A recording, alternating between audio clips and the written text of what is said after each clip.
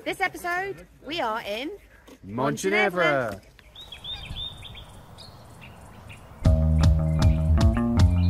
Hi, I'm Cos. And I'm Meeks. We self-built our fully winterised wonder bus called Tippy. To chase the snow and explore the mountains in wintertime. Together with our two little girls, we are ski vanning across Europe. Our little family of four are visiting new places and learning new things. We thought we'd share our tips on where to park and camp in the mountains with all of you. Welcome to Tippy Travels.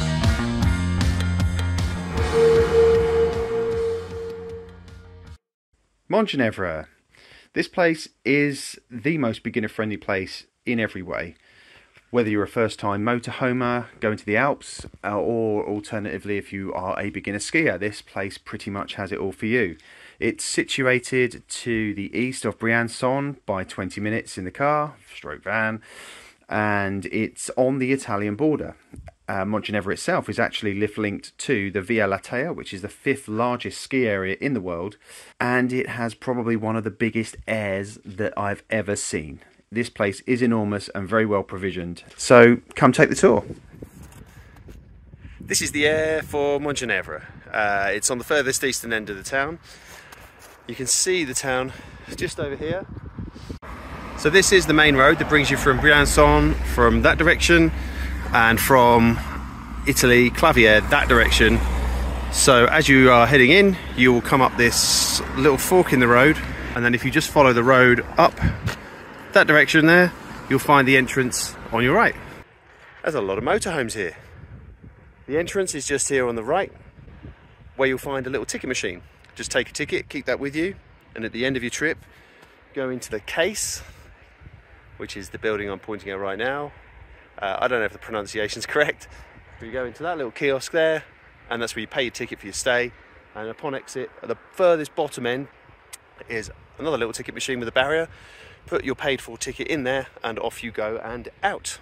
Also, inside the little hut over there is where you'll find your drinking water, the area to discharge your cassette toilet and refill your van's water.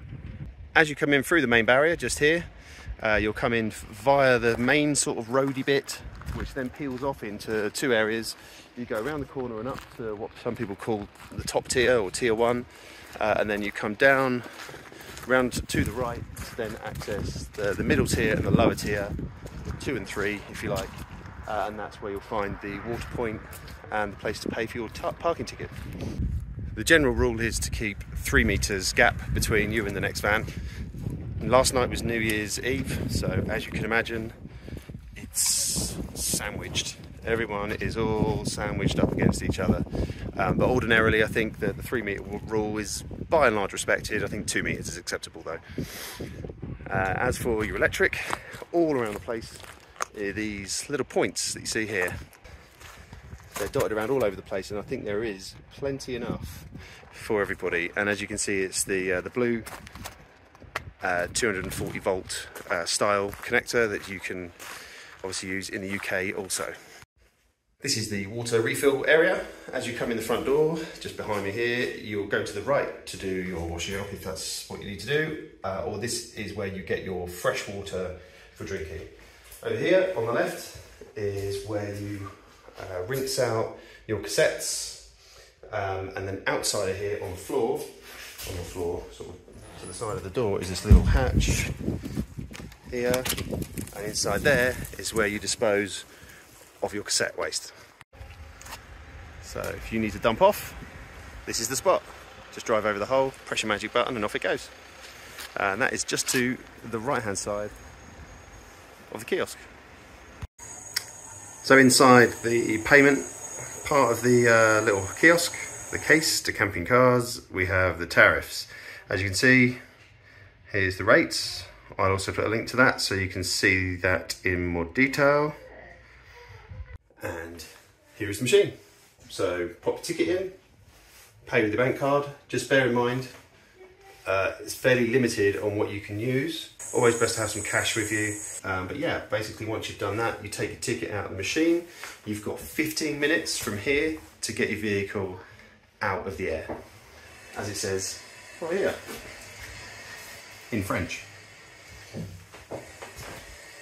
the rubbish bins are not located inside the Aire. They are on the outside of the Aire, on the lowest section. So they're all here, all your recycling, just as you expect to see in France. Obviously it's minging right now. It was New Year's Eve last night. On this road that links to the Aire is the bus stop, Montgenevre. And this bus takes you from here to the Front de Neige, which is basically the snow front, where the beginners area is, and all through the town to the other end. There's a one-way system with the buses, so don't get confused. If you get on the bus at any point, it will do a circuit and bring you back to the Aire, so don't worry about that. There are two buses, a smaller one that serves the villages, and a larger one which serves the Front de Neige, and the larger one is really the one that you want because that's the most direct to get you from the Aire to the town. To get the bus back to the Aire from the town, you want to be here, and this is like the tourism information place. These are like little lane things that you get into for the different buses. This one here, the closest to the main road, is for N1, which is the bus that services the Aire.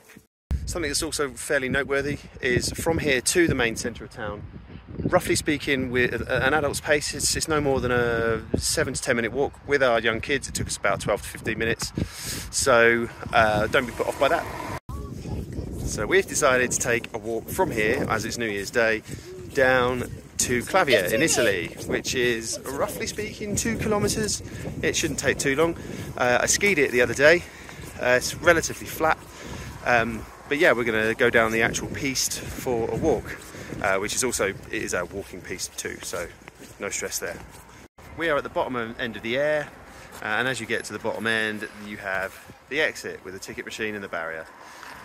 From here, you take a little stroll down this little path, and you can get across to the blue piste over there, but I must say that it's only a blue further up. From there down to the lift, it's a green, where you can take the 4-man chairlift over the top of there, which puts you onto a green that takes you all the way down to the beginner zone and the Front de Neige. So just across the street from the Aire is a petrol station.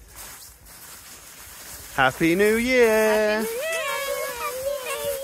New Year! New Year's walk! We're walking to Italy! Whoop whoop! Because you can. It's not that far. It sounds impressive. Okay, the bottom of this blue, and this is also something worth mentioning, is there is a lift pass office. If you don't have a pass, you can just rock up here, go there, buy one and get straight on the lift. There are 2 lifts here, one behind, which takes you on up to the green at the top.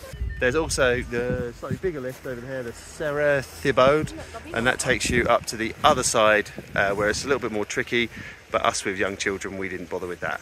So we're in the lift office here. We're going to choose English, get ourselves a ticket. So let's go. We want 2 adults. With ass or without ass? But do we want ass or do we not want ass? I think without ass. Without ass, all right. Ass means assurance, like insurance, but in French. So let's get on to the skiing. The skiing here is pretty good. Mainly it's greens and blues. You can take greens from the very top to the very bottom. And there's a really great beginner area at the bottom too, and some free lifts. So I'm standing in the Espace Débutant, or beginners area, if you want to call it that. It's a marked off area that you can see up there. There's a fence running all the way around it. There's a little sort of gate to get in and out, so people shouldn't be coming through here too fast. But this area isn't exclusive for the ski schools. This is for everybody. There's a drag lift over in the corner, just over there, and just at the bottom of here, there is the magic carpet inside the tunnel, and that is free. So in the middle of Montgenevre, you have the tourism office and the lift past office where the ski schools are based and all that. From there is a little run that just goes across the Front de Neige and takes you down to the Durance lift. The Durance lift is this drag lift that I'm currently on, and that is free. No need to pay for this one. So this actually takes you to the very top of the Zone Débutant, beginners area.